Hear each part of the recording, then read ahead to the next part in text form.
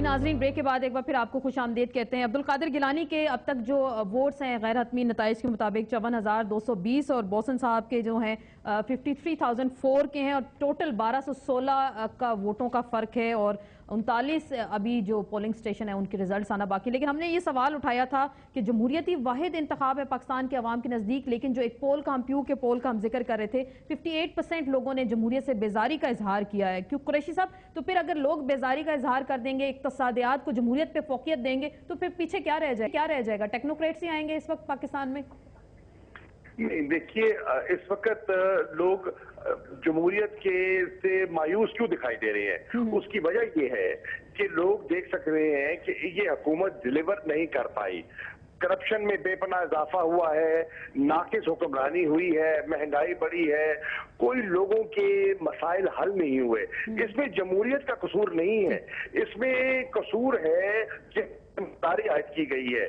जमहूरियत को रवा दवा रहना चाहिए, लोगों को आजाद शफाफ इलेक्शन के जरिए नए इंतखाबात में अपने नुमाइंदे चुनने का मौका मिलना चाहिए और जमहूरियत खुद एक क्लेंजिंग प्रोसेस है।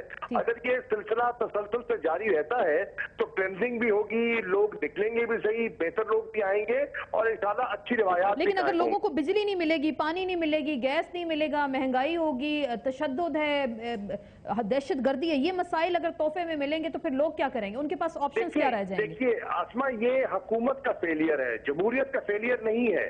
जमहूरियत एज अ निजाम फेल नहीं हुआ, मौजूदा हुकूमत फेल हुई है। ठीक।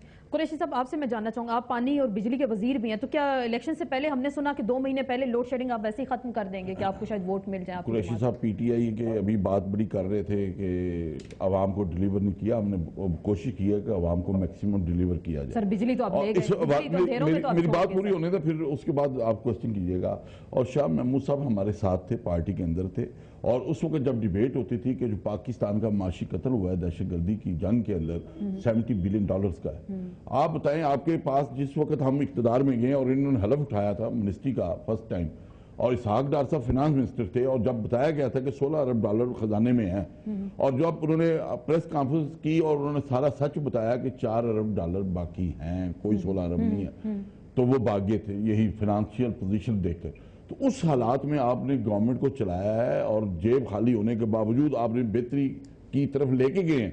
और मेरे सुन बेहतरी इस हवाला से लोड शेडिंग की आपने बात की, अब थोड़ा मैं थोड़ा बता दूं, इस वक्त तक जो प्रपोज्ड हमने प्रोजेक्ट किए हैं और 21,000 मेगावाट के ऊपर हैं, और जो हमने दुनिया के अंदर अपना एक मैसेज दिया है जिसको शाह महमूद साहब भी वहां जाते रहे फ्रेंड ग्रुप में, और उन्होंने जो आपसे बात कही थी कि हम आपको कुछ ना कुछ सपोर्ट करेंगे, उन्होंने नहीं हमें किया, ये हकीकत है।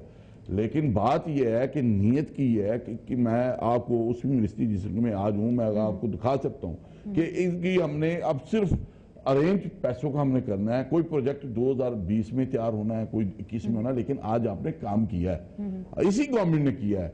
और उस वक्त के लिए कि 20 साल बाद जब आपकी पॉपुलेशन 30 करोड़ के करीब हो जाएगी या 25 करोड़ हो जाएगी, तो आप फिर इन मसाइल में गिरे होंगे और आज से काम लॉन्ग टर्म प्लानिंग कर रहे हैं। देखिए आज आप जो मसाइल हम आज फेस कर रहे हैं और आवाम फेस कर रही है, और उनको हकीकत ये भी बताएं कि जब खजाने की ये पोजीशन होगी और जब इख्तिदार में हम आए क्या कुछ नहीं हुआ, और आपका जो कुछ था आपने दहशतगर्दी की जंग के ऊपर लगाया, आवाम को गलत गाइड ना करें खुदारा।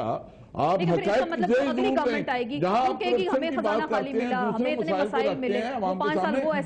ये भी बताएं कि इनको ये विरसे में मिला है, और इस हालात के अंदर 5 साल 4 साल और हल निकालना मामूली की बात नहीं है। तनकीद तो हर कोई कर लेता है, तो मैं समझता हूँ आज हमारे रवैये जो ना, मेरा ख्याल है 6 महीने पॉजिटिव कर पॉजिटिव आ जाएंगे, 6 महीने पॉजिटिव आ जाएंगे, लॉन्ग टर्म प्लानिंग कर रहे हैं, अगले आने वाले 2020 की प्लानिंग कर रहे हैं, इस मुल्क को हम कैसे बेहतर की तरफ ले जा सकते हैं। जी कुरैशी साहब, सारबासी साहब से भी हमारी गुजारिश है, शामिल कुरैशी साहब से भी जी मैं करूं। देखिए इसमें कोई शक नहीं कि मुश्किल हालात थे, 2008 में मुश्किल हालात थे, एक वर्ल्ड रिसेशन मौजूद था, लेकिन इसके बावजूद देखिए अगर हुकूमत लाइन लॉसेस ही कम कर सकती, मैनेजमेंट और गवर्नेंस बेहतर कर लेती, और जो इंस्टॉल्ड इनकी जो कैपेसिटी है उसकी एफिशिएंसी बढ़ा लेती। नई इन्वेस्टमेंट के थोड़ी सी उसी के अंदर इन्वेस्टमेंट करने के साथ कोई नया प्रोजेक्ट लगाने की जरूरत नहीं थी। तो ये जो हमारा एफिशिएंसी है 1400-1500 मेगावाट हम पैदा कर सकते थे। अनफॉर्चुनेटली गवर्नमेंट वो नहीं कर सकी, लाइन लॉसेस कम नहीं कर सकी, चोरी कम नहीं कर सकी, मैनेजमेंट बेहतर नहीं कर सकी, जो एग्जिस्टिंग प्लांट है उनकी एफिशिएंसी को नहीं कर सकी, और वो जो लोड शेडिंग का मसला था वो जारी रहा। वर्ल्ड बैंक के साथ, IMF के साथ जो मुआहदे किए उनको पूरा नहीं कर सकी। IMF के साथ प्रोग्राम को बीच प्रोग्राम के मअतल करना पड़ा, और आज IMF इनके साथ गुफ्तगू करने में कतरा रहा है। तो ये सब चीजें हैं। दुनिया हेल्प करना चाहती थी, लेकिन जब उन्होंने यहाँ पुअर गवर्नेंस देखी और करप्शन की दास्तानें सुनी तो दुनिया उससे कतरा गई।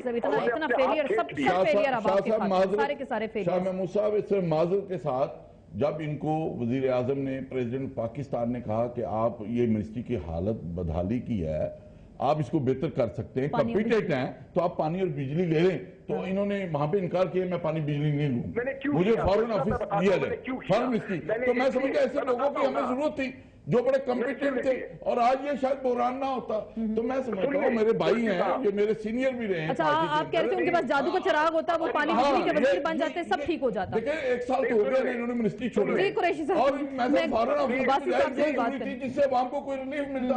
शाह महमूद कुरैशी साहब ने कहा जनाब फॉरेन मिनिस्ट्री। चलो जवाब ले लेना, वो क्यों उन्होंने किया, क्यों इनकार किया? मैंने क्यों इनकार किया, सुन लेना वजह। मैंने इनकार इसलिए किया कि जिन पर हाथ डालता मुझे जरदारी साहब पे हाथ नहीं डालने देना था। क्या राजा परवेज अशरफ जो 3.5 साल इस मिनिस्ट्री को चलाते रहे, वो आज उन पे सुप्रीम कोर्ट के जो स्ट्रिक्चर्स आए हैं उसके बावजूद वो अपग्रेड हो गए? ये किसी पे हाथ डालने देते नहीं डालने पाने जहां जुड़ते हैं वहां जुड़ रहे हैं। इसलिए मैंने देखा कि अगर मैं मिनिस्ट्री लेता भी हूँ मुझे ये इफेक्टिवली काम नहीं कर सकूंगा, और अपने हमारे पास वक्त की कमी है। बिल्कुल हमारे पास वक्त की कमी है। मालूम था बिल्कुल इस करप्ट निजाम से आप कह रहे हैं कि आप नहीं चल सकते नहीं बता सकूंगा। बस ये सब चेंज कैसे आए? आखिर में फिर हम यही पूछेंगे चेंज कैसे आएगा। 61% अवाम की राय है कि उनको एक मजबूत लीडर चाहिए। देखें, पहली बात तो ये है कि ये जो प्यू का सर्वे है तो उसमें बेसिकली नफरत है फ्रॉड डेमोक्रेसी के साथ, और हमारे यहाँ ट्रू डेमोक्रेसी आती नहीं। डेमोक्रेसी के नाम के ऊपर फ्रॉड करते हैं, जब ये आते हैं अपनी जेबें भरी जाती हैं, लोगों को सर्व नहीं किया जाता।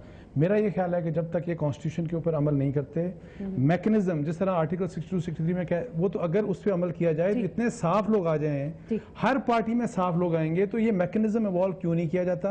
और ना ये करते हैं, ना इलेक्शन कमीशन ने किया है, ना आज तक उन्होंने भी नहीं किया। मजबूत निजाम आ जाए, बेहतरीन लोगों को आना चाहिए जिस पार्टी से भी हो, लेकिन साफ सुथरे कम से कम लोग हों।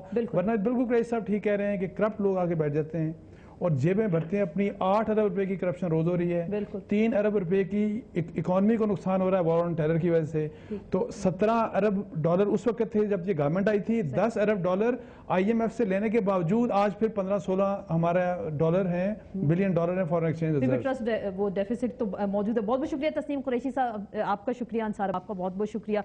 शाह महमूद कुरैशी साहब आपका शुक्रिया। मजबूत निज़ाम ही पाकिस्तान को बदल सकता है। आइन और कानून की बहाली और उस पर अमलदारी से ही मईशत भी हमारी आगे जा सकती है और निज़ाम जमहूरियत भी आगे जा सकता है। तब भी ये चीज़ें अगर होंगी तो पाकिस्तान के अवाम जमहूरियत से शायद फिर बेजार ना हो। इसके साथ ही टारगेट पॉइंट से आसमा चौधरी को इजाज़त दीजिए। कल फिर मुलाकात होगी। अल्लाह हाफिज़।